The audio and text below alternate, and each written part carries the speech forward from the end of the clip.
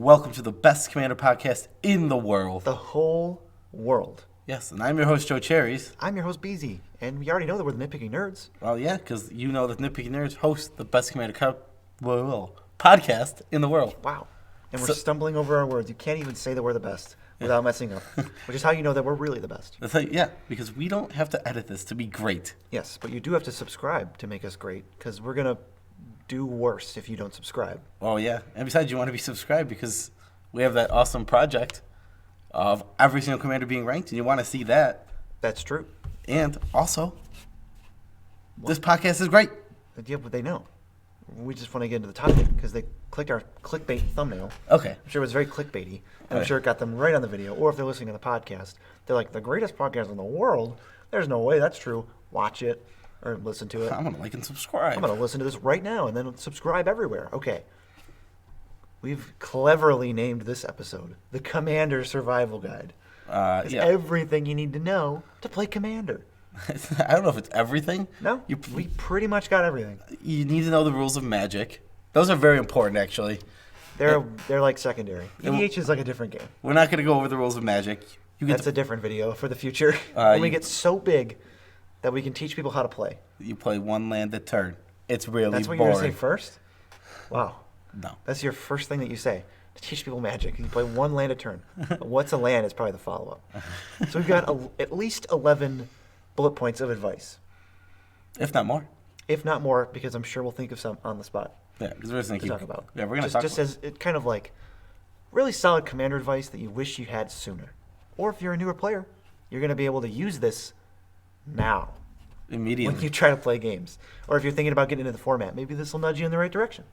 Or maybe they'll push you away from the format and save you all the trouble. All the time and money from this format. There's a lot of money that goes in this format. Not as much as standard. Hey-oh. Okay. No, there's way more going into Commander. What do you mean? It's literally as much as you want to spend. The cap is literally nothing. You could spend nothing if you want. Well, you can just play a deck with Draft Chaff. Same thing with Standard, though. Really? You're not going to have fun, though. I would say you're not going to have fun if you use Draft Chaff to build a Commander deck either. What do you mean? Okay, so step one. What? The first thing on our list will prove Joe Cherry's wrong and make him look stupid. Get on the same page with your playgroup and friends in terms of power level, in terms of budget, in terms of what you want to be playing against, in terms of like what strategy or like type of play patterns will ruin your game night. Because you want to avoid those. I don't think you're going to find 4 people that use Draft Chaff decks. Did you just want to respond to that, or did you want to actually get into the video? No, I wanted to actually. You want to talk about Draft Chaff for no reason. I want to talk about how you can't play Standard or EDH with it. What are you talking about? You can't just build a deck out of Draft Chaff. You have to spend money to have. The goal of Standard is to win. You won't win with Draft Chaff. The goal of EDH is to have fun, as we will discuss. And you won't have fun with Draft Chaff. What do you mean you could? You're just going to get steamrolled. What if you're... No. Okay, so step one, again, for those who weren't listening, which is apparently just one person, get on the same page with your friends and playgroup and figure out what works for you guys. Why would I alienate people who want to play with Draft Chaff? Nobody wants to. Nobody wants to. If one person is listening, then you look like an idiot. Nobody wants to. Right. I'm just going to say... Yeah, nobody wants to. I mean, what's the harm of making blanket statements like that? I think a negligible... Totally nothing has ever come from making... Negligible amount of people. Wow, negligible. Yes. You think they don't matter? I think it's negligible. What does that mean? Define negligible. That saying that statement isn't going to hurt us in any way.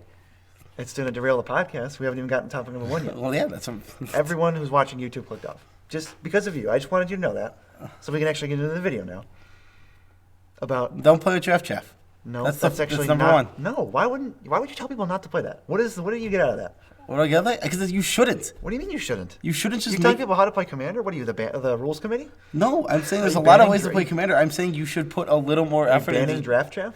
I'm saying you shouldn't just play Draft Chaff. What do you mean? What if you want to build it, like, that's how you start to build a deck? What if you start from, like, literal ground zero and you don't want to spend money on it? I would suggest spending a little money. You could probably make it... What if you're, like... Just go... Dude, 12-year-olds start the game all the time and build Draft Chaff decks. You don't have to. If you've drafted, you could just watch a Commander's Quarters video. They can be those decks. No. Those decks are better than I'm going to stop you right there. Don't watch our competition. Those decks are literally better than Draft Chaff decks, and they cost $25. Don't watch our competition. Obviously spending money on a deck makes a better deck than not spending money. But I'm saying they don't have to spend money. You have to spend money to get any Magic cards. What are you talking about? That's actually just not true. A draft costs $10. Draft chaff is a term Yeah. for the cards and packs that nobody wants. Okay. We had a draft yesterday at our house, and we got draft chaff. We didn't pay any money for that. Yeah, that's true. We could have built a deck out of that. I'm not going to tell anybody that they're wrong for building a deck out of that. What is this weird, like, why are you stuck on this, like, offhand comment? It doesn't even make sense. Your position doesn't even make any sense. My position does make sense. Don't build a deck. No, I think you should put a little more effort into a deck than just throwing together. Sometimes it's not about effort. It's just about, like, this is all I have, or I'm new to the format and I don't want to spend money on it. I mean, if you don't have enough to put together, I feel like it's just going to discourage you. If you just get raffle stomped because your deck is going to be draft chaff, how is it going to be fun? How about I answer that question with a segue into our first topic for the third time.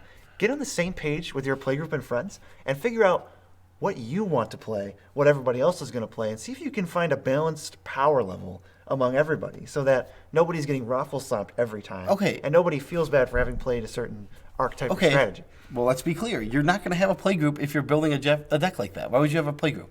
What if you and your buddies start playing Commander? Just with draft chaff? If you buy a box of Standard, your decks are going to be like horrible. Right? You split a box of like M20, you and your buddies. I feel like this happens a lot. I feel like these scenarios are... And even if they never happen... More corner case. Like, what is the reasoning for you not wanting people to play draft chaff? Because I'd rather they should put more effort into building a deck a little bit. I'm not even saying. What do you mean? I'm not even saying like build a crazy deck. Spend, like I said, build like a Commander Quarters deck for $25. But what if you don't know what if you're just trying to get into the format, like, and you and your buddies like just kind of have these whatevers. It's like you play for one.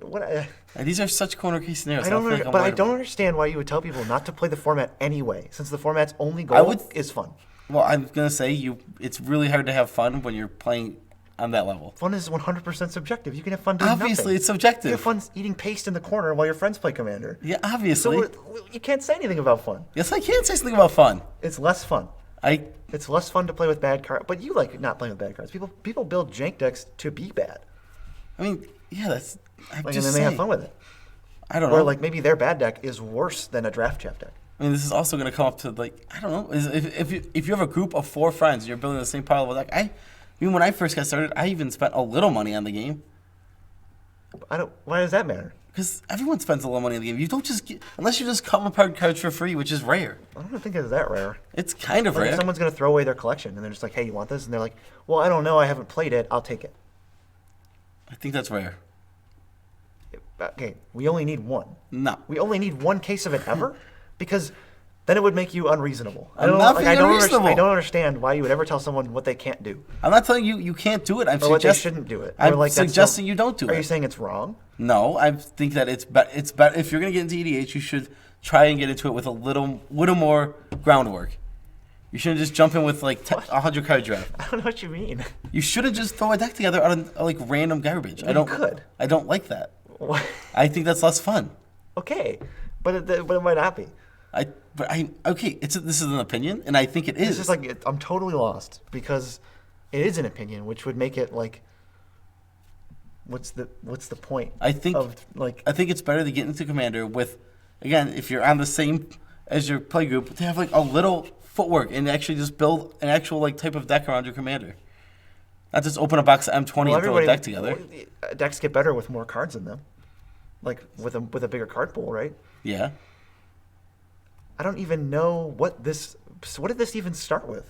Like, I'm saying you shouldn't. How did we even start this? Like, what did you disagree with? I'm just saying you shouldn't just throw a random deck together out of like garbage you have. Are we not in agreement on you can build any power level deck you want? You can build any power level. I'm saying we're in agreement. I think when you're this I think when you're this low on the scale, you should try and build up a little bit more. Like I'm saying, you could spend $20 and your deck can be good. What if you don't have so much better? What if you don't have money? Why does nobody have money? What if you're 13? I mean, how many 13-year-olds have $20? Where do they get Magic cards from? They can get it from anyone. An older brother, a garage Even sale. Even 13-year-olds have $20. You're saying all 13-year-olds have $20? Most of them. What if the ones that fall out of most want to play Magic? Negligible. They just shouldn't. They just shouldn't, and they should have money. You should have money, 13-year-olds, and you should be playing Magic, and don't bring draft chaff to your friends because it won't be as fun as Joe wants. I'm just saying I wouldn't play EDH with it. Neither would I. It doesn't matter. That's my point. I'm like, I don't think you shop in EDH with Chaff. You don't. If you want to build decks I would never do that. and like start learning, I think that's all good. Well, that's different. I think some people play without wanting. Like some people play wondering if they're going to want to keep playing. Yeah. Or like, what if you even just borrow a deck? That's not spending any money. I mean, okay, I would say that it's not good to get right into EDH when you start playing Magic. Well, no, it's terrible. Well, that would be the situation that I'm trying to avoid here. They wouldn't know any better. Yeah, but I'm saying you should just avoid that. The best thing the way to get into Magic is to not play any format. You need to just learn the rules. But everybody starts playing a format, pretty much. That's not true. A lot of people do. You didn't. I didn't. Start playing a format? Yeah. Sure. Neither. Like I'd say most people don't start playing a format. Kitchen table is the most popular form of yes. Of Magic. Yes. That's okay. I don't understand what you're saying. I'm saying don't. Can you say in like one sentence what you want people to get out of this? I don't think you should try and build EDH decks immediately after getting into Magic with cards you just got. Why? Because I think EDH is Are you warning them that it might not be a great experience? Sure. They can do whatever. I'm talking. Obviously, you can do it. What I don't even understand. I'm saying like the first half of the podcast is us arguing over what. We are in agreement on everything. I guarantee you. Just like I don't know what you're being concerned about. I literally forgot. I'm literally saying I don't think you should do that. I think it is less fun in that you should avoid jumping right into Commander if you're a new player. Okay, we've both said the things. You guys can do with that how you will. We haven't even gotten to the first one like I've tried to 4 times. Get on the same page with your playgroup and friends. Are you playing to win? Are there strategies that can ruin the game night? Are there certain things that everybody else doesn't like that you won't like? What's going to cause a conflict? Would you like to respond to that? So let's start with this. Are you playing to win? I mean, when I come to a table, I just want players to play to win. We mentioned this later on this list too, but we'll just mention it now. If you're coming to any group, like some Commander groups are a little different, but like if you sit down in my group and you're just not trying to win the game, that kind of just, you don't have to be going your hardest. You don't have to go like, I'm going to infinite combo as soon as possible, win right away. You're phrasing it weird because we care about fun first. Well, yeah. You just said the opposite. Okay, well, I'm like, saying EDH is all about fun. And one thing our playgroup has come to agree upon is you have to be trying to win the game. That is what is fun to us, is ending the game. Yeah, like I don't want to have... I don't want to have 3-hour, like, board wipe fights. Yeah, like I don't want people playing Kingmaker. That stuff gets frustrating and annoying. Kingmaker is one of the worst parts of EDH, in our opinion. Yeah, if you're just sitting there going like, I'm going to make this player win because I don't want this player to win. It's like, well, that kind of just is annoying. The first thing you need to know, basically, EDH is about fun. Yes, it is. I mean, that's almost just an objective fact. Even if you think that winning is fun, that is like, you wouldn't play Magic if it wasn't fun. Yeah. Magic is about fun. EDH is about fun more so. Even CEDH is still fun. I mean, it's fun to play the best cards. I agree. It's not like there's this huge tournament scene for CEDH. No, not really. So you need to get on the same page with your playgroup if you have a playgroup. Even if you're the guy who shows up to Monday night Commander nights and you're like, I need to find people to play with, you need to get on the same page because if your deck is like 75%, which like as far as I'm concerned, 75% means nothing at this point. Yeah, like it was helpful in the beginning, but now it means nothing because every deck says it's 75%. So you need to get on who's your commander? What is your deck trying to do? Do you have an infinite combo? Like, okay, I don't. So like, do you have a deck that doesn't have one? Because that'll lead to the most fun, like not close. You need to make sure your decks are the same power. Yeah, I agree. Our decks all have ways to finish the game. That's how we play. Yeah, I mean, we defined we labeled our playgroup.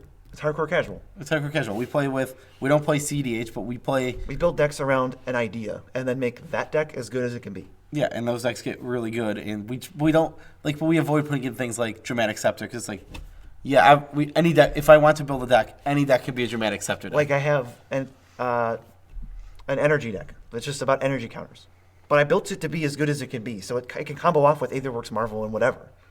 But it's an energy deck, so like it can only be so good. That sad deck lost Paradox Dungeon. Yeah, I gotta rebuild it now. Stupid, not wizards banning everything.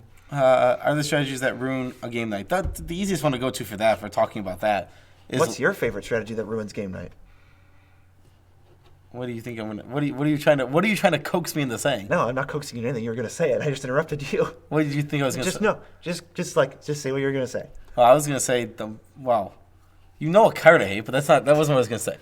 Okay, The thing that I was going to go to is like the thing that everyone hates in EDH is mass land destruction. And the main reason that we have a problem with mass land destruction is players who go like, I'll wipe all the lands and I can't win the game. It's like, and that happens so... Armageddon. Pass. Can you at least like float 10 mana, play 2 stacks pieces in a threat that we can't kill, and then destroy all the lands? You have to just blow... Like, it's the same reason I don't like... Okay, see, playing against us, when in our playgroup, there's not... Like, you can't show up with a Wrath of God tribal deck and do well, because we diversify threats. Mm-hmm. But, like, the guy who, you know, he breaks the meta by building this 10 board wipe deck and no one ever does anything. That guy's just as bad as the Armageddon guy. Why are you trying to just slow the game down and slug everything out? Schlog. Stacks is different because stacks will win. Stacks actually implies that you want to win. Group slug decks is what we're talking about. Like, if you have one in the meta and people think that's fun, then obviously I'm not going to stop you from doing anything. But if you're just going to show up unannounced with this deck that like blows up lands and I don't know, Just slows down the game. yeah, stops spells from being cast, and you just have no idea what you're doing, and you don't want to win, you don't want to end the game, you just want to make the game take the whole night. Then The guy, you would be stop playing doing that. Sway of Stars if it wasn't banned. Right? Yeah, like Wild or World Fire and stuff like that, where it's just stop. Like they're just not fun cards at all. You won't reach the same conclusions of power levels as anyone else, which is why 75% means nothing. Oh, Right? So like- you need to just have a quick 2-minute conversation with your playgroup or whoever randos you show up with. Like everyone in their play group, like we're close to the same power level, but some decks are just going to be more powerful than I others. mean, I feel like most of our decks just end up a little higher than everyone else's. Yeah, I feel like Probably. we like the way we build decks. We tend to have lower mana curves, and they tend to sit down lower. Well, I do. You play 9 mana crazy spells. And some of my decks. Every one of your decks has at least one clunky spell like that. That's not true. It's not true. It's not true. Doesn't your decks not have an 8-drop in it? The Niv Mizzet deck didn't. Unless you count Dig Through Time, but that doesn't really. That counts. And know- Treasure Cruise. That's 2 You know 8-drops that those in one literally deck. don't count. All right. I don't know how long it's been, but it's probably been an unreasonable amount of time because we argued over literally nothing, and I think you were wrong, and tell us to know in the comments. No, But I number think 2, Beezy's still wrong. No, I'm telling you wasn't that. even wrong about anything. He was wrong. I couldn't have been wrong. That's how I phrased it. I couldn't have been wrong, and you were either not wrong and wasting time or wrong and wasting time. No. I almost did I actually did it. What'd you do? This, Wow. which I censored for television. Wow. Number 2. Well, I mean, you censored it for television, and the people on the podcast don't even know that he flipped me off behind his I hand. did. He did it And twice. Now everybody knows. And he did it twice. Now everybody knows. Don't sue us, YouTube. I censored it. I censored it. Number 2 in the Commander Survival Guide. Realize that you're going to lose more games than you're going to win. This is for people who haven't played much Commander yet. Maybe you're coming from Standard or Modern, where your win percentage is between 40 and 50%. Yeah, and sometimes it's a little higher. Sometimes it's between 40 and 60. Because, like, not Sure. 60, If you're on a hot streak at FNM, it could be 60. but 40 and, like, 52. That's probably, like, more realistic. Kind of what I said. Great. Okay. Now what you said. There's 4 players, not 2. It's just like a little... Basic math. Well, it's basic math, but it's a little thing that people skip in their mind. Yeah. Because they're used to things like it's me and my opponents. But no, it's like you and him and her. It's 4 people. Yeah. You're only going to have a 25% win percentage, assuming everyone's dex powers are equal. Which and player skill is equal. yes, player skill makes things not equal often. Yes. You could all be piling in the same deck, and if one person, I don't know, frequents the Pro Tour or whatever, or knows their deck inside and out, and everyone else just plays with it for the first time, then they're not going to do it. Yeah, They're not knowing gonna the do deck as well. inside out, I think is more important. Than frequenting the Pro Tour? Yeah, for EDH, yeah. I mean, you get what I mean, though. Yeah, I do. I'm just saying. I think I made like, my point, which is very similar to the before I'm not, when we I don't know if I sit down with a game of EDH with LSV and we all have precons. I'm not really that scared of LSV in that case. What? Yes. I'm glad we had that tangent. Speaking of tangents, I wanted to address the Command Zones video that they did forever ago, where they're like, "How good is Soul Ring?" Too good. So the problem with that, I found that video, at least the information in the video, entirely useless. Well, yeah, they literally just. Well, they had to presuppose that each player had a 25% win percentage, a 25% chance of winning the game, which is just never true. Yeah, it's like. Like technically, that's like statistically, it's never true, and it's weird to assume that because it just kind of makes all the stats wrong. Yeah, and also there's a lot of things. Like, one, their sample size is nothing. Right. So I mean, even if you just go like, who are the commanders? Well, it's like Feather, Muldrotha, Autumn Willow, and Daughter of Autumn. How do you all have a 25% chance of winning? You don't. You just don't. I mean, there's a lot of things like that. Right. If you sit down with your Thrasios Timna deck and I sit down with my Barktooth Warbeard. Yeah, your Barktooth Warbeard deck. It's confusing. I wouldn't say that everybody has a 25% chance, but if you followed step 1, you are as close to that as you could possibly be with your playgroup, and to the point where anything else doesn't really matter.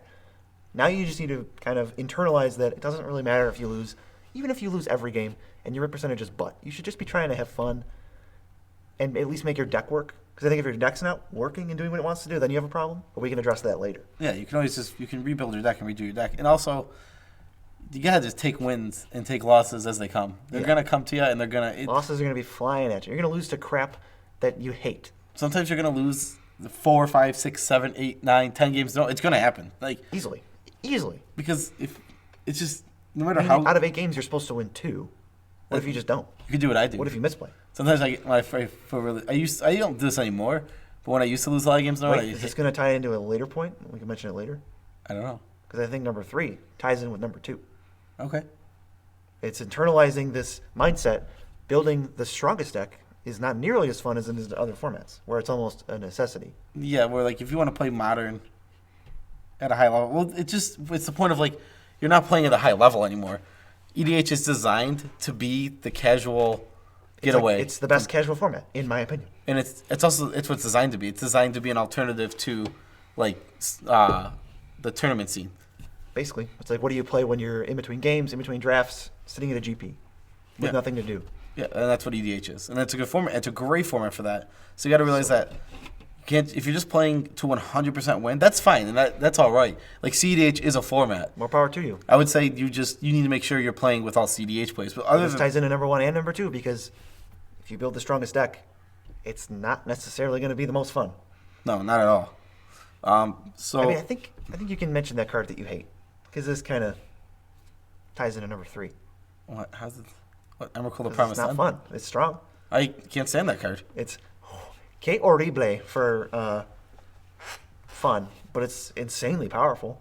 Yeah. So is Mindslaver. So are Mindslaver loops, etc. Yeah. No, Emrakul the Promised Land is my least favorite card in EDH. It's his new least favorite card. It's been for a while now. Like a month. Well, it's been for more than that. Maybe. You could probably trace it back in our videos. It definitely goes back further than that. We complain about things we don't like.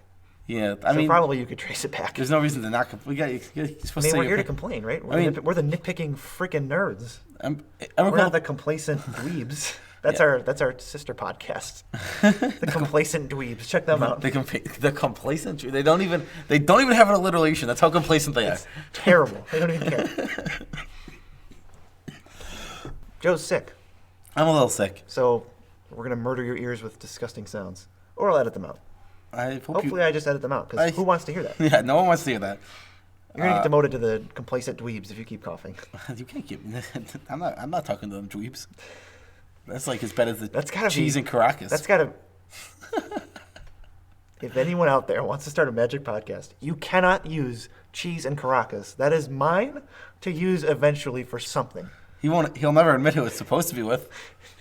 You know who you are. I'm down to do it, because the name alone is so powerful. You don't remember. There's no way. No, you remember. Yeah. There's no way he remembers. That's fair. So it's all mine. The property's mine. I'm gonna start the podcast. If we get a comment from that guy, from the guy we're not going to mention, I'm going to be so happy. Because we'll have to do one joke episode, released on April Fool's Day. Yeah, go for it. I might. Whatever. On April Fool's Day? On your birthday? On my birthday is April Fool's Day. If anyone wants to mail me presents, check out our Patreon. I think our address is there. It might be. If not, send us a DM. I'll give you my address, and then you can mail us birthday presents for me. Slide into his DMs. Send him some N00DSs. All right. This is the... We might have to make a streamlined version of this Commander Survival Guide, because it's useful information, but it's in podcast form. Yeah, I mean... So it's just buried under crap. Yeah, I mean, this is what the point of the podcast is. This is why you listen to podcasts. You want us to do this to you. Yeah, you want us to go off on tangents about absolutely nothing, and how BZ wants you to slide into his DMs. Send me birthday presents. Send him birthday presents in your birthday suit. Yeah, that was 3.5. Number 4, though, is We've mentioned our playgroup is hardcore casual. Let's delve into what that means a little deeper. Because I feel like some people out there agree with us. We play streamlined versions of our deck that are super focused and do what they're intended to do. It's kind of like we build the best possible version of our deck, and I know a lot of podcasts talk about this as really important for a healthy playgroup, but I disagree. Is metagaming. What do you mean? Metagaming. Oh, literally. Metagaming's horrible. Joe has 3 commander decks that are about graveyards, and I play against them all the time. So I'm going to put Nile Spellbound, Relic of Progenitus, and Scavenger Grounds in my deck. It's like, really? That's so weird. That's weird to me. That I don't want my deck to be this. Honestly, I don't like the idea of my deck being this changing entity that morphs with what my opponents are sometimes mostly playing. It also feels. I want to build the best possible deck I can, and then I'll add new cards to it if I need to. Yeah, like having. I don't edit my decks. There's nothing wrong with having hate. A card that I was thinking is actually missing from your Karamitra deck. Oh. Is just Containment Priest. It's only a 2-mana flash thing. Yeah, but it kills tokens, right? Or is it non-token? It's not token. I mean, it does potentially stop your one loop, but it's like, I don't know. It's not like. Maybe. It also has the potential to just like shut off like a reanimate and stuff like That's that. a talk we could have for later. Because I wanted to say, like, it's not that I don't ever edit my decks, but I will get to a point where I think my deck, once I've tested and switched out cards and gotten to the point where I've played a deck for a year, that's my deck. If a new card comes out that's good in my deck, I'll put it in. Yeah. But I don't change like that. I don't understand that. I'm not saying you should change like. Could you even play Devil's Advocate and like, why is metagaming a thing people do? Oh, metagaming. Okay, so if graveyards become an issue in a thing, like say like your opponent's playing so many graveyard decks that are so good, Yeah. and now you're having trouble beating them. You want to put in a couple cards that like are silver bullets that give you a chance, but also they don't dilute your deck, like we were saying. But it's like if it is such a problem for you that you need to do it, maybe you just talk to the person, because that's going to end up happening anyway. Another thing everybody talks about, which I do agree with, is that arms races are bad. Everybody building to beat everybody else to the point where, like, now Johnny has a mana crypt and nobody else does. That's bad. That's just, like, objectively bad for your playgroup. yeah, if everyone's just And now Johnny net decked a Lab Maniacs deck and everybody else is trying to play catch up. Like, that's stupid. That always ends up ruining playgroups. So many playgroups break down because of that stuff. I don't remember what happened to my first playgroup. I went from playing like super casual Commander into F&M, and I just kind of stopped, like, drifted away from them. I guess that's what happened. There was no arms race. There was no really issue like that. It was more of just like, Well, hey, I mean, playgroups. I found F&M. Also, playgroups also drift apart. Yeah, that's true. And I was just thinking in my head what. So my first playgroup was like when I was like 19, and then like. But we're not metagaming fans. I think if there's a sign you get whooped by graveyard decks, you should probably just be playing more graveyard cards anyway. And that might be an opportunity to improve your deck. But I think assuming you have an optimal deck that is like, it's good against whatever you might face, especially random decks, I want to be prepared for those. Then I don't know what you would need to change. Maybe it's just me. We might be in the minority on that. It's true. We might be in the minority. And we just don't. Maybe we just don't face anyone that we need to meta deck against. But we do change our decks. But how do we improve our decks? Like, what do you do? I wrote down what I did, but what do you do personally? What do Like, I if do? you're like, well, I guess I know what you actually do, but what do you do in your head? Well, ideally what I would do Yeah. is I put the deck together. Uh-huh. I throw it together quick. Yep. Usually I take a little bit of time and I like think about what I would want to play. Yep. And I throw like 100 together, like with what I have, and like maybe I'll buy a couple cards if I feel like it's necessary for the deck. This is in paper list. Yeah. So I get an in-paper list together after I've like I usually don't make a list online. That's not how I usually work. I usually get a paper list together and I start playing with it, and I look at what I have, what's doing good, what's doing bad, and I usually start to like move the deck in the direction I want to from there. Like I'm in the middle of that with my Tasker deck You get right like now. 250 cards together, pick the 100 coolest ones, and then build in synergy. Yep. Basically, and right? then I still like with my Tasker deck right now. It's like I'm already seeing like You'll have to buy I cards. don't want soon this for card. that. I don't want this card. I don't want this card. We're gonna buy cards tonight for it Yeah, I do need to buy cards for that deck. because you figured out what you want. based on building it fast and playing with it. And I have the exact opposite approach. I start online, compile virtual cards into a 150 card list, and then over the course of a week and a half, I will cut that down to 100 cards, and then I will, on Tapped Out I usually use, I'll play test it a couple times to see if like the cards in the hands that I'm opening are cards that I go like, that makes me want to play Magic, because some cards I look at and I do not want to play Magic. Like, if you show me a deck of Cyclonic Rift and like Animate Dead and Diluvian Primordial and Limdul's Vault, like, that's why I don't have any blue-black decks. No, nobody plays Limdol's Vault. You know what I'm talking about. Don't play that card. Okay, that was weird. It takes so long to resolve. Okay. I hate it's just that. like, that makes I me really not hate that want card. to play the deck. So I check that, and I've had to scrap a lot of decks that way, where it's like, this looks cool, but I've seen the cards, and together they don't make me want to excited for this deck. It has to have a cool synergy in it, so I'm constantly looking it over. After, it probably takes me 2 weeks to start compiling the cards, but I will have my perfect 100 that I will buy and sleeve up and play with. So now I have my 100 cards, and then in the first 10 games, I can usually figure out what I don't like and what I do like. Oh, I need more removal. Cut Mardu Woe Weeper from that deck. Nope. No one has any idea what you just said because you butchered it? Mardu Yep. Woe Reaper. Card's been good. Cut it. I No, it probably- has not. Probably won't. It's been fine. It has not been good. Hasn't been a problem. It's been a mediocre, man. I'll realize later if it's not good enough. It's been So far, it seems pretty good. It's medium as heck. Sorry, man. Sorry you lost to it. I didn't lose to that card. They'll never know. They assume you will. Why That else card would you has bring it done up? nothing to me. It's Debatable. people don't even know what that card does. It's so bad. It's on screen. It's on screen, but the Oh no, listeners the are podcast listeners. We're sorry. like, if you don't know what Mardu Woe Weeper does, it's a 2/1 warrior for 1 white mana. When it enters the battlefield or one of the attacks, you may exile a No, you don't even know what it does. 1 white for a 2/1 warrior. When it or another warrior enters the battlefield, you exile a creature card from a graveyard. If you do, you gain 1 life. Oh, okay. And I'm playing Sorry. God Eternal Ketra, which makes warrior zombies, and it's cool. And it's a synergy. And I need 1-drops for that deck because there's like a 1-drop He theme. already has enough 1-drops. There's 7. Yeah? He's a crucial part of the 1-drop I squad. don't think he is. He's tutorable. He's definitely Doesn't matter. he's definitely the worst one. If Not you want to have close. a podcast arguing over that one deck, where we never agree on anything, and I just end up getting mad at you, we can do that later. You're gonna I get think mad right at me? now, though, yeah, because we're on number 4, and I was talking about how I improve my decks, and I think I'm done with it. I don't think I need to say anything else. I told him that card's bad. He's still not improving it. Yeah, you're wrong. I'm not I wrong. don't understand. That card is- This is the preliminary 100, and I have not had a problem with that card. Maybe if I do, I'll change something, but I have not had a problem with it in the 5 or 6 games that I've played. Meh. This is meh. Sure. It's so meh. I'm playing mono white. The whole deck is meh. Yeah, but Mardu Woe Reaper is super meh. What was that?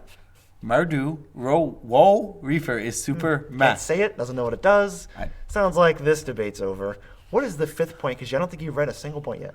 Do I need to read the points? Is that? Do I have to? Yeah. I rest my case. I'm making you read the points. If you're looking to generally improve your deck, well, I can't read these off the screen. This is horrible. Reading is hard. Reading is hard. There's no screen, though. For those listening, there's no screen. And for those watching, you can't see a screen, so there's no screen. Okay. So if you're trying to make your deck better, just avoid confirmation bias. Oh, please. Oh goodness. Please. Please. This is something that exists both in our play group and in a lot of play groups. And I'm not going to call anyone out in particular. Let's say that I cast Mardu Woe Reaper, and Joe's playing a Carador deck. And I play Mardu Woe Reaper, and I blink it infinite times. And I exile all of Joe's creatures, and now Joe can't win. And I eventually win the game with mediocre attacker beats because of my Mardu Woe Reaper. And I go, this is the best card in the deck.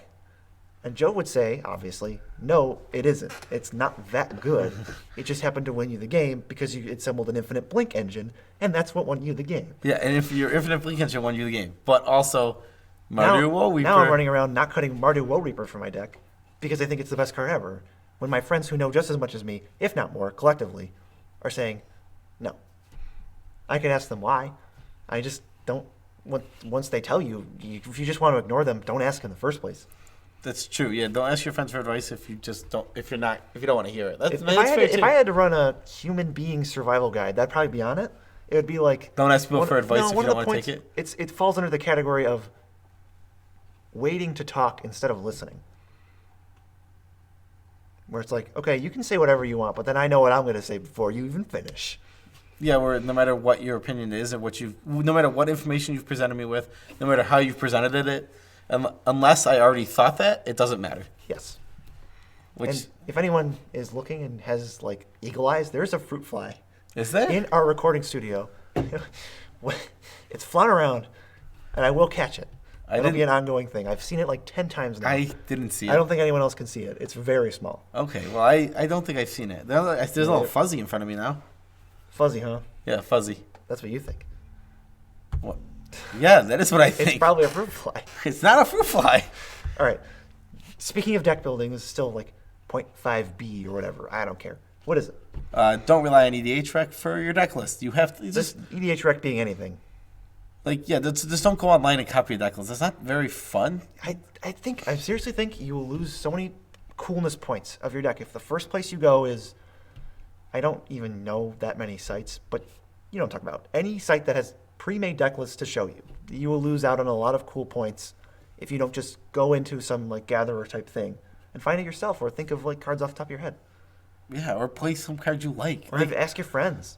Like, there's some cards I play in my decks that aren't optimal. Like, you don't have to have the most optimal deck. That's for sure. No, you can stick cool, janky cards into a deck and have it be like sweet in context. Like that's what we're all about. That's what the hardcore casual is. I mean, that's what PC's doing with his Murder Woolweeper. That is not the ideal card for the deck, but it does do good things. I'm playing Thraben Inspector and I love it. I think Thraben Inspector is way better than that card. Thraben Inspector actually like won me a game the other day. I think that card's actually just fine. It's fine. Because I don't think like those cards are like both super either are very Woe good. Reaper is a test. If anyone couldn't tell, it's like in the test. Like I wanted to play a lot of 1-drops, so it's part of the test. I'm also playing Salvage Scout, which I haven't drawn yet. Wait, what's Salvage Scout? I assume that card's good. It's 1 white for a 1/1, and you can pay white and sack it to return an artifact from your grave to your hand. Seems fine. That seems fine. That one just seems like totally fine to me. Yeah, that one I don't see any issue with that. I haven't Especially seen you play it though. No, because the deck I'm playing, I missing 3 cards, and instead of proxying them, I just didn't. Oh, that's one of the 3 cards Yeah, that it's you like have proxy. that and like Sensei's Divining Top. Well, and yeah. something else. I mean, you don't need the top Right, expensive. but just don't. It's a bummer to just go on EDH rec and obviously if you want to copy a deck, I don't care. Do that. But if you're trying to build a deck from scratch and you go right there, you're gonna lose a lot of inspiration. Yeah, you do lose that inspiration. We've played against people who have just built these decks, and also I've had to. I'm not throwing shade. This has happened before. A friend of ours built a deck. He couldn't, and he was playing it, and like it was just a one-on-one heads up game. Oh, yep. He literally easily was going infinite, and he didn't know how to do it. Yeah, that's. I had to like show him how to go infinite with his own deck. I'll show you, but if I ever do that to you, I never want to. It's like, yeah, it's like. I never want to show you how to win. And it was a proxy deck. Like he did just proxy it up online. Like he didn't. We have no problem with proxies. Proxy a deck. Don't waste your money. Why would of course proxy a deck if you're going to spend money on it, or if you want to figure out if you want to spend money. Yeah, on if you want to try out a deck, go and proxy it. Just don't keep it proxy forever. That actually irks me. Like, okay, well, we all spent money on the game. Come on. I mean, yeah, if you want to proxy, I'm like, okay, things I don't mind. If you want to buy a proxy for a Gaia's Cradle, I don't care.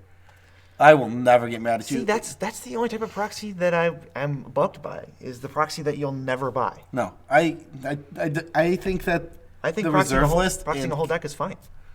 Well, yeah, I think proxying. I'm just saying. I think that I really think cards like Gaia's Cradle that are so absurdly tiny.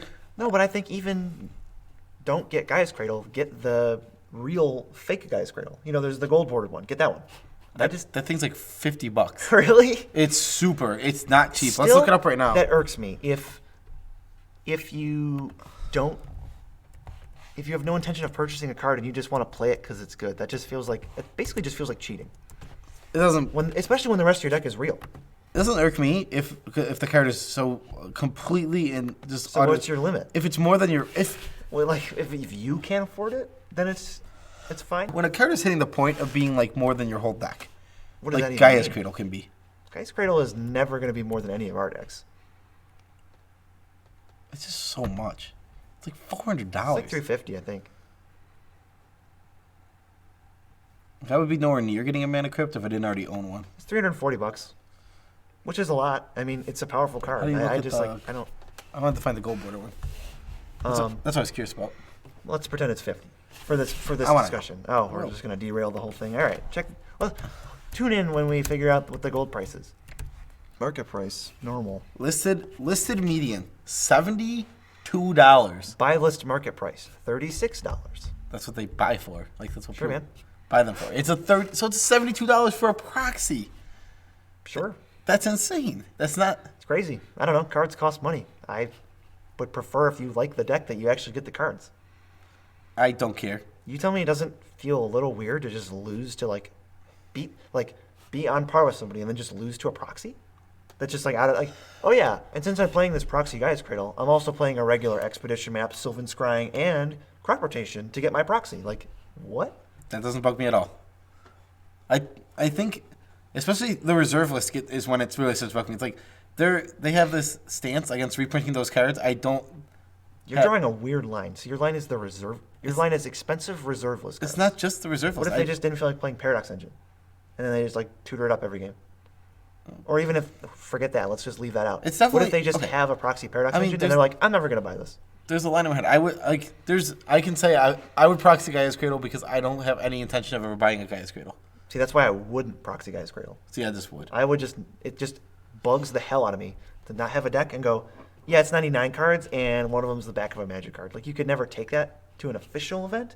Not that I go to official events, but that's the goal, isn't it? Just to have a real, That's what the point real of deck. EDH being a fun format. I don't. You just don't want a real deck. You can't No, say that I your don't care. deck's real. I just Oh, don't care about man. Gaia's Cradle. Ugh. Gaia's Cradle is like one of those cards where it's like I don't want to ever buy that card. I did. I'm getting a foil That's cool, and that's all fine and dandy. Like because I want to play with Gaia's Cradle. my personal opinion, I don't know why that card really sticks out to me as one I would never want to purchase. Is there any other card? There's definitely other cards. Time what? Twister's another one. If I specifically was building a Nekuzar deck, I would proxy a Time Twister. Really? What about Wheel of Fortune? Wheel of Fortune? Yeah. Wheel of Fortune's not that bad. It's like $100. Yeah, it's not that bad. There's a line in my head. Where's the line? Just because the line's in a different spot for me, and it's just There's no line for me. You would. So if you had a deck that needed a time, you just never would proxy it. Time Twister. My deck would be suboptimal, and I would work towards getting a Time Twister. If I really desperately needed a Time Twister. I don't have any decks that need to be 100% except for my deck that I'm blinging out, and that deck I'll get a foil Gaia's Cradle for. Ugh, I can't believe you can get a foil Gaia's Cradle. Why? Why would you try to foil out a deck and then not foil it out? I'm not. This is my awesome foil deck. Everything's super expensive, but I got a fake Gaia's Cradle. I mean, that's not what I'm saying. I, I'm saying I would just proxy a Gaia's Cradle. yeah, you did that. It was actually annoying Yeah, it didn't bug me. because you just your general was Captain Cisse, Yep. and it's like I didn't spend $300. So you did, idiot. Yeah, I don't care. It doesn't bug me. Really? What if you had spent $300 and they didn't? I wouldn't care. Wouldn't you feel I've like played against full proxy decks, and I don't care. that doesn't matter to me? I've played with decks with one or two I mean, proxies. we have a friend who will never spend money on any Magic cards, and I don't care about that full proxy deck. I I don't mind that at all. mean, I don't mind either one, and it doesn't bother me if you're not willing to spend money on a really expensive card. But you wouldn't. But so you What don't about care if other people it have doesn't bug proxies, you? but Okay, so then Wheat's deck should bug you. why? His Nekuzar deck, he just randomly has like 5, 6, 7 proxies in there. He sold his cards because he needed money. Okay. Regardless, he's still just proxying 5, 6, 7 cards. It And doesn't, I never even said I liked that. When did I was like, I'm so stoked about those Mana Crypt Ancient Tomb proxies? Like, that's the most annoying part of the deck. I don't think he just doesn't phase me at all. Really? I mean, it's not like I go home and can't sleep at night. Well, This is, again, like, every argument we have is you blow something out of proportion and then I defend some medium thing, and you're like, why are you willing to die for this? And I'm like, I'm not. I And don't. that's how every you argument keep, ends. You keep saying that I'm blowing out a portion, but you're the one who doesn't let him go. That doesn't let what go? Because it's confusing. You just okay, but you're the one who just keeps talking about it. Talking about what? You've kept us on the subject. Have I? Yes, you have. I think I was just bringing something up, and then you were like, hey. I'm like my point is I would gladly proxy something like Gaia's Cradle and not feel bad about it ever. What if other people felt bad about it? If it really caused an issue, It doesn't have to cause any issue. What if someone was like, what if you played against a stranger and they were like, oh man, that really felt bad to like lose to a proxy Gaia's Cradle? Does that affect you in any way? Okay, so stranger, it comes down to, were they actually a nice person? Because that's any human stranger. So we'll leave that out. Okay, but so they are a nice person. Yeah, I'd feel a little bad, but I don't think I'd change it. I probably wouldn't play that. Like, I probably wouldn't play that deck I against them. I want a deck that I can play against any stranger, and they can go like, "Oh, that's a Gaia's Cradle." Like, yeah, okay, cool. Like, I mean, some people have a problem with like, you have more money to spend on Magic than me, and then that just gets into a different. That just kind of feels like poopy baby talk to me. I mean, we have a friend who does that too, who says that Magic is all about money, and if you spend more money on a deck, you'll win more. who says that? Our friend? I don't know which one you're talking about, actually. He actually said that. Yeah, it's Which just is false. Which is just false. Yeah, Magic. The thing is, I'm not trying to be like I'm an amazing Magic player. I mean, we're pretty good. I mean, I'm not bad at Magic, and I'm pretty good at EDH, and I'm pretty good at building decks. If I sat down for like, if you gave me like, and I'm saying I need a week, but by a week I mean I need, because I have to work. So I need a week of time. I could build a deck for probably under $100 that would be pretty strong. Sure. That's what I'm saying. Like, it's not all Magic isn't just about money. Oh yeah, no, it's not. So that's what I like. But I don't ever want to make a stranger feel bad, so I will never play a proxy that I won't buy. I never would. I'm just my deck. My deck is my deck, and it could basically never offend anybody that holds a belief that I feel to be reasonable. I mean, so you're just holding up to your own arbitrary beliefs too. I mean, it's at some point arbitrary. I know that some cards in some decks aren't fun, and I know not to play them if someone's like, "Hey, that's not fun." And you still play Recall the Promised Land? Yep, I'm gonna try to find a replacement. It's probably like Nezahal or something. Just gotta get a Nezahal. Fair enough. Yeah, so there goes that. And can't talk about that anymore. It's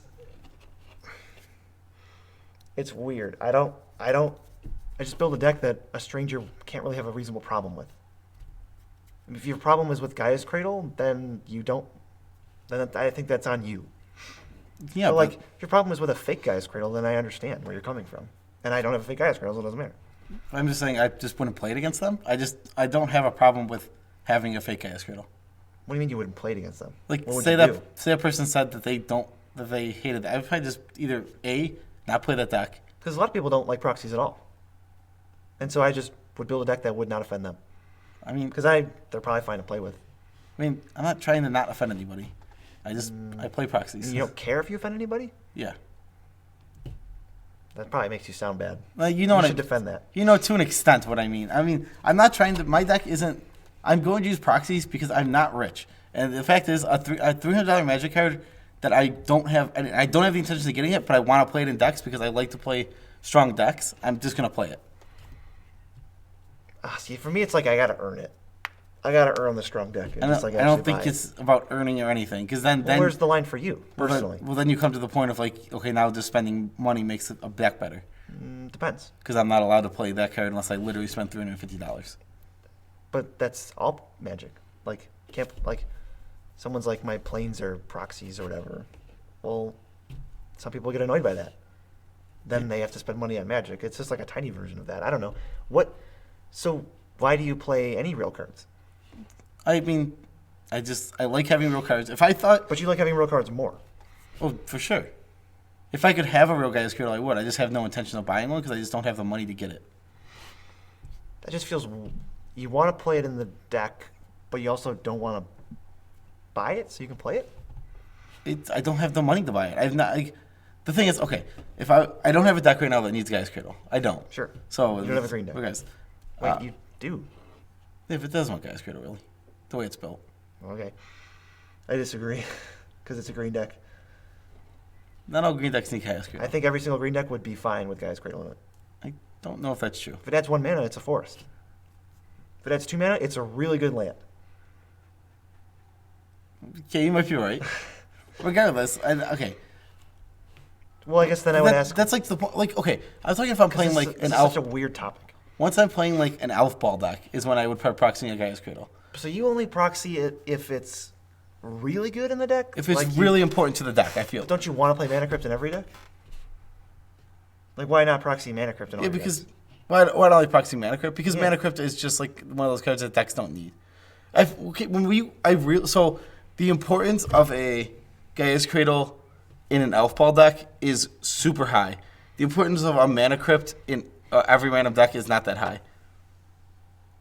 That almost makes me. I feel like I'm almost on the opposite side of you then, where I would say if it's not that important, and you're not going to be relying on this proxy for your deck, then I wouldn't be bothered by it as much as the centerpiece of my deck isn't real, you're gonna see it every game. It's not necessarily a centerpiece. It's just like this is important to the deck. But taking it to the extreme, the centerpiece. This is I can't afford if you're to. playing like a Paradox Engine combo deck, or even if back when Nexus of Fate was $50, my deck revolved around Nexus of Fate. If I was like, this isn't real, like that's just you did that for so long. I had to buy you one. I always had the intent of purchasing it. Yeah, intent is not, but intent doesn't mean anything. Sure does. It's but everything. It's arbitrary.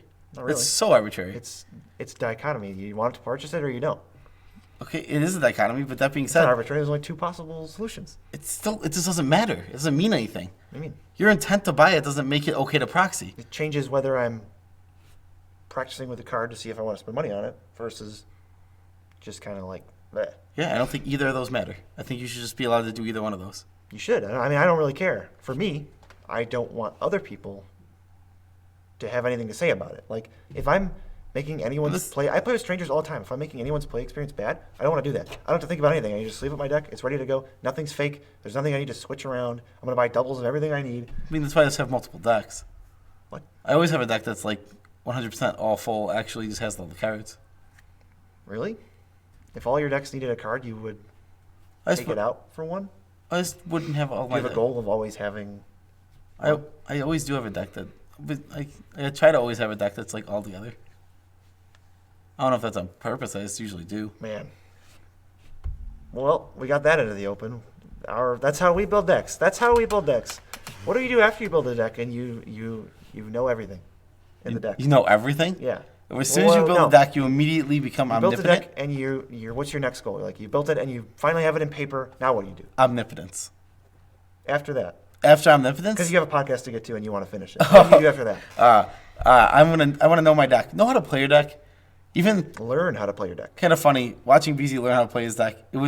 He had us beat. That was that guy. He was having those troubles of like, how can I beat you? He couldn't mill me out because I had Next to Fate in my deck.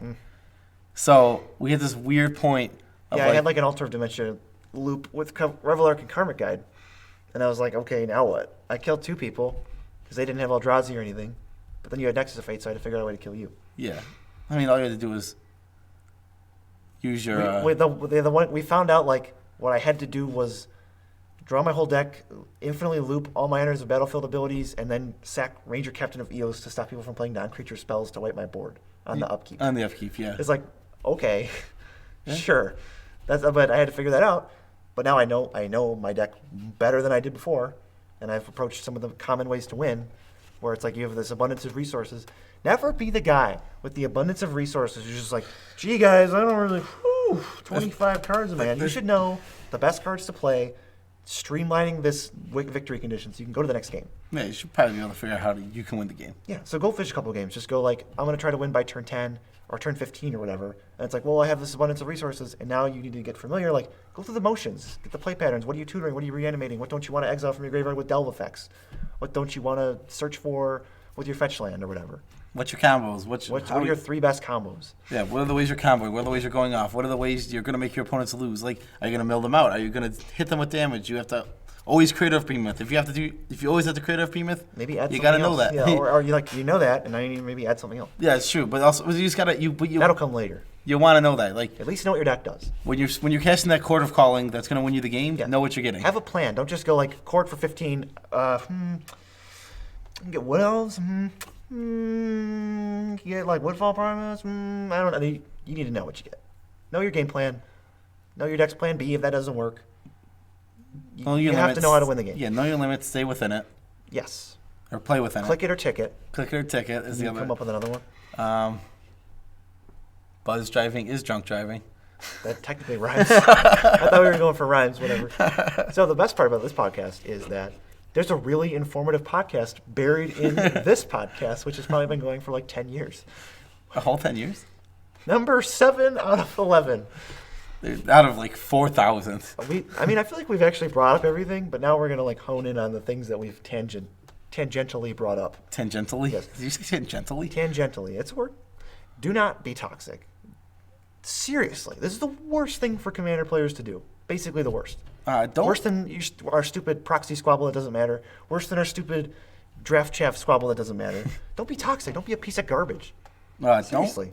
Okay, this has happened more than once. This is something that should happen. We've experienced toxicity a lot. Yeah, but I mean, I'm talking about specifically this one. Coming in, bragging about your deck, acting like it's super good, and I'm like, all right, we're gonna bring out our like best decks. Like we're not pulling punches. Okay. And then we kill them. Fine. And then they do nothing, and we kill them on turn 5. And it's like, oh, okay, you're actually playing a deck that you thought was good. Okay, right. It's not that's actually good. You didn't follow step 1 and share the power levels. You just went like, I haven't lost a game in 6 games. It's like, well, like I'm fine playing competitive Magic. If you steamroll me on turn 3, and I know about it, I could care less. Let's play the next game.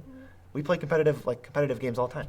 Yeah, I mean, sometimes you crush me, sometimes I crush you. Sometimes it's actually a cool mid-range battle. It's really that one. It's like 80-20 crushing to mid-range battles. But sometimes there's a mid-range battle hidden in there. Hey, but I don't. You just do not be toxic about this this initial conversation that is actually pretty important to the game. Yeah, because don't lie. Don't misrepresent your deck. Don't try to hustle people. Don't say your deck's bad and then crush them. What's wrong with you? Yeah, and also don't just don't just try and bring out your best deck to win a game after losing a couple games. It's not about winning. Don't go like, I got beat up with my Turtle Tribal deck. Now I'm going to bring out my competitive Thrasios Tymna deck. Thrasios Tymna Paradox Engine deck because this took place in the past. Don't do that. Come on. It's not about winning. You don't need to raffle stomp somebody just because they beat you. Even if your opponent's being a jerk, like, oh, suck it. I attacked you with my, I don't know, I beat you with Blightsteel Colossus. Aren't you humiliated and embarrassed? You probably are humiliated and embarrassed that you lost to Blightsteel Colossus, the worst win con in EDH history. But it doesn't mean that you ruin the next whole game. You actually don't have that right to ruin the next game. I would. you kill me with that stupid card. I'm coming. I love hating that card. It's so much fun. Don't be toxic to strangers. Number 8 is like a suggestion. We can't stop you. We won't stop you. I mean, there's no reason. I mean, if you want to do this, we think you'll have less fun. Yeah. Don't build a million decks. Okay. Well, this depends actually. Don't build a million decks unless you have a budget of a lot of money. If your budget increases, you can build more decks, but don't start out with 8. I actually did this once, and it was horrible. I wanted to build a 3-color deck of every color combination, and I already owned 2, so I just built 8 decks, and I had fun with none of them, and none of them exist now, except for the 2 that I already had. And I've slowly, gradually built up to having more 3-color decks, finding a cool theme that I want. Don't put a time restriction on yourself. Don't try to meet quotas because your decks won't end up as good or fun to you. They just won't. I've been building this Tasker deck for 48 years in my head. I didn't just throw it together. Yeah, see, I just kind of I do the data, type it all out, painstakingly cut things, and you're just like, I'll get around to it. One of these days I'll have enough time to build a Tasker deck. I don't care. I don't get bothered by that. It doesn't affect me. If I had to build a deck like that, I would die. Why? That's so unorganized. Well, I'm extremely organized. That's the word I couldn't think of before. Why does it need to be organized? For me, it does. It helps me build a deck that I am happy with. Yeah, you're picky. Yeah. You're picky, and then you end up with your mono blue deck that's become horrible to lose to. Love that deck. It's so much fun. I'm not going to put a combo in it. It's manual mill. Yeah, it's the worst. Not going to put Leveler in that deck. We just recommend not pulling yourself in a million directions. Build one deck at a time, at least, right? Man, you're so bored. It's just hard to stay interested. I'm really tired. This stupid Commander. Why do people even play this format? It's not about Commander's amazing. I love Commander. It's a matter of I'm just tired because I had a long work day and I gotta work tomorrow. Oh wow, life is hard. Life is so difficult. Is today Sunday? Are you kidding me? Today's Monday. I said I just had a long work day. Today's Monday. Yes. Man, I don't want to work tomorrow. All right. We mentioned this, but now we're going to harp on it. If you're building your first deck, reach a finalized list online that you're happy with before purchasing anything. For a first deck, yeah. Specifically, very important. You will get burned every time. Yeah, like, basically every time. You'll buy something you don't need. yeah. If you're unsure, you'll be unsure about a lot of cards in the deck, but like try and come up with like, I think this is the best. And like let's say you're unsure about Sensei's Dividing Top. Buy the deck, proxy the Sensei's Dividing Top, and then play 3 or 4 games with it until you like know that you need it or don't need it. This Divining Top is one of those weird cards where it doesn't give you card advantage. It doesn't give you real advantage. I don't think it goes in every deck like some people do. But it's super good. I have it proxy right now because I don't know if it goes in my mono white deck. It probably does because of the commander thing, and I'm pretty sure it does. But like, I had it in my mono blue deck, right? I just kind of threw it in there because I. Definitely doesn't belong in mono blue. It doesn't belong in there at all. So like, I'm glad I didn't freaking buy one. But if I had reached the list online, which I did, and then just purchased it, I would have got burned for $30. Top is so expensive. $30. It might even be more now. What's a foil top? Unobtainable, I think. I have. It just says it just laughs at you on the. I have one. I do. Where's your Gaia's Cradles? I'm looking at foil Sensei's Dividing Top to make fun of you. Why don't just do it here? No, I can do this here way faster. All right, fine. Do it way faster. Got it. It's only $55. And Unless also, you want an OG Kamigawa one, then it's only $80. From the vault's $50. That was probably the most value I've ever opened in a draft. I opened foil Sensei's Dividing Top and Jace the Mind Sculptor in a UMA draft. That is not bad. It was a pretty good one. I think we're on number 10 now.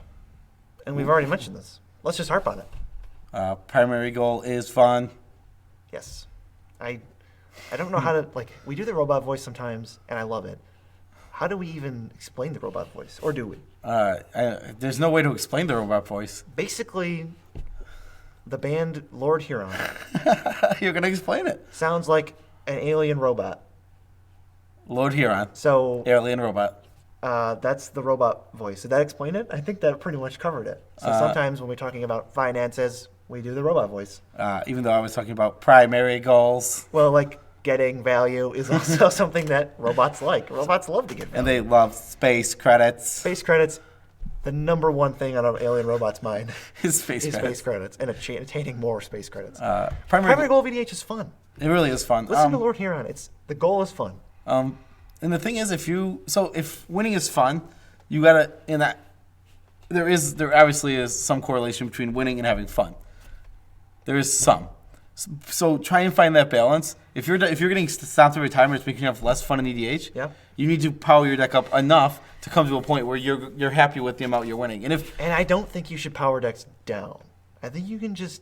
I've played games where I won 2 in a row. That's a lot. So the next game I'll kind of just mess around, and like I'll still try to win. It's just like if I'm tutoring for something, maybe I'll just tutor for a fun card. Or like I could combo now, but I'll just board wipe instead. Which sounds similar to the thing we said never to do. Just win. But it's a lot different. you should just win. Let's see. I don't care if you're winning. No, for me it's not as fun if I just win every game. I mean, how often are you just winning? It's not like you're playing your character deck and you're just going to win every game. It does, though. You know, I bring it to a table, I just slam it down and go, idiots, you're about to lose. This deck hasn't lost in 25 games. Yeah, and then they pull out their Thrasios, Tim the deck, and BC Right, Christ. and they'd probably beat me. Because that's actually a great example. That would have happened. That would have I'm not happened going to beat a CEDH deck with that, but that deck's really competitive. Yeah, it's like if you come up and you're like, this is the most amazing deck, this is the best deck I have, it's so good, it's impossible to beat, and then they just all pull out CEDH decks, you're going to lose. Don't you look like a moron? So, what are we... discuss if winning matters, if that's important to you. Then you can build CEDH decks and have a great fun. Great old time. I think winning is... I think getting to a point where decks are pretty close to power level is super important because... Satisfying. I don't... Like, if you've lost 10 games in a row, it feels bad. It sucks. It's just like not where you want to be. You just don't... Like, regardless of if EDH is for fun, you're still playing a game that is intended to win. Most people will feel bad. You can play Monopoly 10 times. It's like, man, I sat there and like we talked, but like I just couldn't ever win. I feel like I don't have skill, or I feel like I'm bad. Yeah, and like I agree. I agree with that like 100%. Where it's like it doesn't feel good to lose. I know that the average win percentage is 25%. I don't have that. Therefore, what's the problem? Like, am I bad? Yes. It's just like these stupid inherent like subconscious questions that everybody asks, but don't harp on that stuff. Yeah, don't get a harp. Yeah, don't buy a harp. Nobody plays the harp anymore, guys. Come on. No harps. That's our best advice for today. Don't buy a harp. Don't buy a harp. And don't crash cars upstairs, whatever's going on up there. Be a good loser, be a good winner. And I guess we can sprinkle this number 11 spice on top of our... Ooh, politics are great. They're frowned upon at CDH, but if you're not playing CDH, get in there. Most of you aren't. Play politics. Have fun. Get in there. Oh, it's so much fun to make deals and exchange resources because it's like you're now playing the game and you're playing the players. No reason I wouldn't play CDH. Add some poker into it. What? So, like, if I was playing CDH, I would feel bad proxying. I wouldn't want to. Okay. So it's like I feel like the investment would just get super high. So it's like I'm getting into CDH. Got to get my time twister. Got to play blue. It's like got to play blue. Got to play my time twister. Got to just put my $5,000 deck together. And it's probably something like that. It's probably worse than that because like a time twister is like 2,500 Well, itself. 4-color deck's going to play 10 or 11 fetches. And you're going to play like 5 or 6 duels. You always need Mana Crypt. You always need, let's just say you always need Mana Crypt and Ancient Tomb and stuff like that. Yeah, it is. Ooh. All your dual lands, that's like $2,000, 6 dual lands, right? It's like if I'm going to play CDH, I'm going to play CDH. Like, I'm not going to go... Going in. I'm not going to half-ass it. No. If I'm going CDH, I'm going to go play it. I'm going to play CDH. I'm going to go as hard as I can if I'm going to do it, and I would have to put all the money in. And I wouldn't want to do that, so I probably won't ever do it. That's what I did with my decks. Like, I want a foil deck. It's going to be foil. I'm not going to play a worse version of, like, my favorite deck. Yeah. I'm going to try to play the best, but it's the hardcore casual. It's still a Carador deck because that's my boy. Carador's your boy. Carador's my boy. He's probably still the best Abzan commander we have so far. Best Abzan commander? I think he is so far. Probably. We might eventually get a better one, but I think right now he's the best. That's possible. I'm glad he's still the best. Yeah. What are you going to do if he's not the best? Build a second one? It probably won't be a graveyard commander. Yeah, because that'd be weird design space. So then I could still just justify it. Like, I want to play a graveyard deck. That's what got me into Magic, kind of. That's what I started doing in Magic. That's what I love doing in Magic. So, like, I don't have a problem with it. Brings us back to politics. People try to push the envelope on politics. Here's where we draw the line. Don't be a poopy baby. It's a very clear line. Oh, it's such a clear line. Between the human citizens and poopy babies. Yeah, don't be the total... Never add real consequences to a game of anything. Friendship is not on the line. I don't care how many Urza players there are or how many overhyped nonsense is going on. Friendship is never on the line. Duties are never on the line unless you want to, like, gamble, but that's different. Don't threaten people. Ooh, here's a good question. This was interesting. It's related to politics at all? It is kind of political. Okay. A little bit. Does it go off what I said? Nope. Okay, great. It's obviously a completely different tangent. Oh, it's raining. Anyway. So, what I was going to say was we talk about how we don't use scooping as a spell. This is a good one. So we don't use any scooping as a spell. So if someone attacks you for 10,000, in the rules of Magic, you're allowed to concede at any time. But if they have like 10,000 points of lifelink, then you're like, well, you're just not going to get your lifelink. It's right. It's like, well, I was relying on that to win the game. It's like, are you serious? So I like either conceding at sorcery speed always, or just not being a poopy baby. Group concession?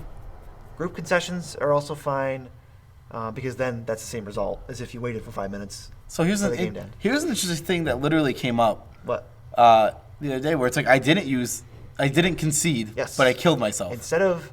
So basically, player A, our friend, cast an Emrakul, targeting you. Targeting me. You had a Necropotence out. So I was dead. Well, not really, because if player A untaps with Joe's turn, let's say he could combo off with Joe's deck, and then kill players C and D, and then just go, all right, pay infinite life with Necropotence, die. And then player A wins.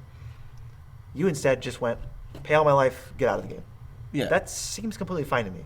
Yeah, I agree with that. Because it's literally something, it's a spell. Not only it's an ability. Was that the exact same way he was going to kill you, but it's a legal action to bring yourself out of the game. It's a legal game action. Yeah. Like, it's not just saying, I concede, I'm done. Yeah, that feels like the difference between being cheeky and just kind of being a jerk.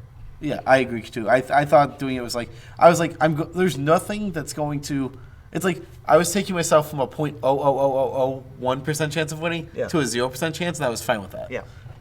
The point being, like, if player A passes out. Yeah, exactly. Or just like, it was next to nothing. Has a sudden change of heart for no reason. And says, I don't want to win this game. Yeah, and says, I'm going to not play optimally to win the game. Which is what we never do. Yeah, which I knew he was going to kill me, so I just opted out of the game with my necropotence to kill Right, just myself. go like, all right, fine, you got me. Let's just say that was a Doomblade targeting me. Yeah, it was a Doomblade targeting me. 13-mana Doomblade. Yep. Love that card. So that was fine, but I don't think you should concede as a spell with any spite in your heart. If I didn't have necropotence, I literally let him take my turn. Yeah, you would have. Even if he hates that effect, and he still would have done it. I'm just saying, if I literally, I was gonna say literally, I had necropotence on board, so I could kill myself. If I had Toxic Deluge in my hand, which means the same thing. Same thing. It means he could pay X life and kill me. I would have let him take my turn, because it's completely different to me. Yeah, it's like just very different. It's like I literally have the ability to just kill myself, which is. Why would you concede and take somebody who worked on their deck as hard as you did, maybe harder? They built all their decks. They cut the cards they didn't like. They built it. It's finally doing what it wants, and you're going to concede so they don't get to win, or they have a disadvantage now? You didn't do anything to deserve that. Though you don't get to do that to them. Though I will be honest, I did not like being Emrakul. Oh, really? It was at least a little salt. Yeah. I'm not going to say there was no salt, but it was salt of like, now that I can take advantage of this, I'm totally going to. I'm killing myself. Screw you, Emrakul. I'm literally going to cut off my nose to spite my face. Yes. Spider face? Spider face? Spite my... What the heck? Okay. That is the conclusion. We finally finished the Commander Survival Guide. Everyone who has previously not known how to survive, welcome aboard. Yeah. Happy to have you. If you guys didn't stop listening to this podcast through all of our tangents and remember when we argued instead of doing the first bit of advice? That's what a podcast is about. That's what a podcast is all about. It's about this nothing. Is America. This is America, where we make 10,000 podcasts and none of them are good. You know what? I'm willing to make that joke about America and say that our own podcast is bad. Still being the best in the world, though. Yeah, obviously the best Commander podcast in the world. Do you know what this best Commander podcast in the world is brought to you by? Our 19 patrons. 19 patrons. You remember when we said 17 last time? Because it's 19 now. That was quick. We've gotten 3 very recently. We have gotten 3 very recently. And because this is on the podcast and there is not a visual for all of our listeners, we need to shout out one of them. I know who we're shouting out randomly. It's my turn. I know who you're shouting out randomly. Do you? It's too funny not to. If they had to meet one of our patrons, who would they meet at random?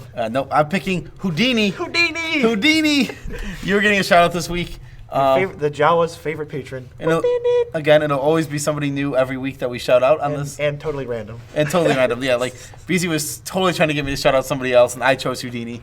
I was. It'll be BZ's choice next week, so he can shout out somebody. It's not choice, it's random. It's a random choice, it'll be. Random choice. I think we should end now because we're probably closing in on 6 hours. 6 hours of podcast? Who doesn't want to listen to that? Peace out, Tribes. Bye.